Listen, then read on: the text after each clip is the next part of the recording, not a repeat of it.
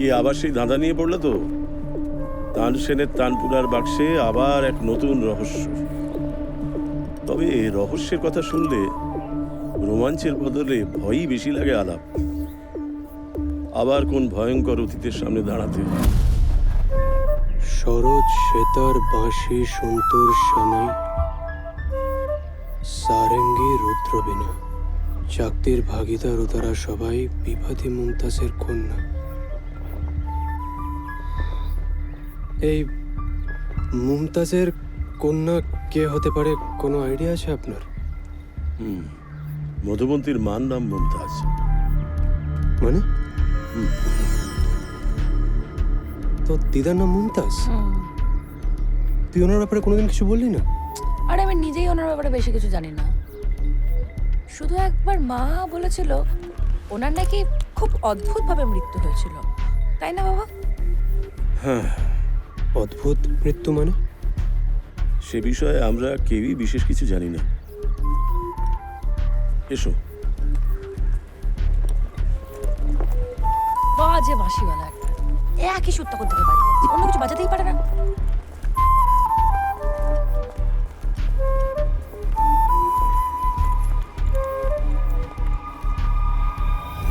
বিবাদী মুমতাজের কন্যা কেন, মানে গুরুমাকে হঠাৎ বিবাদী কেন বলা হচ্ছে?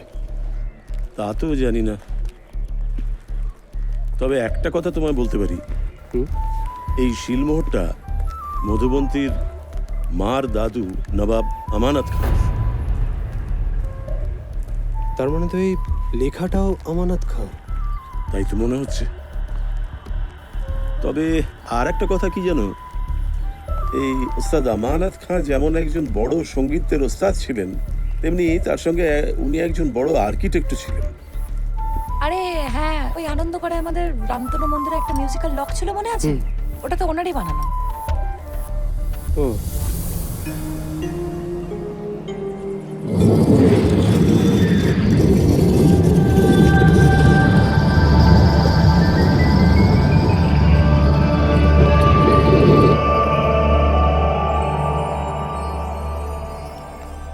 রুদ্রপুরের বুকে ভৈরবী জলাশয়ে মিলে গেলে চাকতিতে চাকতি, বাজালে স্বরলিপি সময়ের 2 গুণে, রাগ সঞ্জীবনীর মুক্তি।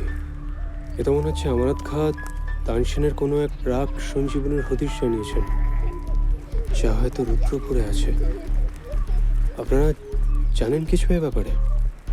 বাবা একবার বলেছিলেন এই রাগ সঞ্জীবনী গিয়ে নাকি মৃতের শরীরে প্রাণ ফেরানো যায়।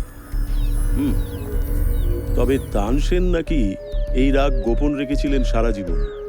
তবে বাবার কাছে এটাও শুনেছিলাম যে আজ থেকে 100 বছর আগে নবাব আমানত খাঁ রুদ্রপুরের শিব মন্দিরে গিয়েছিলেন ওখানকার আর্কিটেকচার ডিজাইন করতে।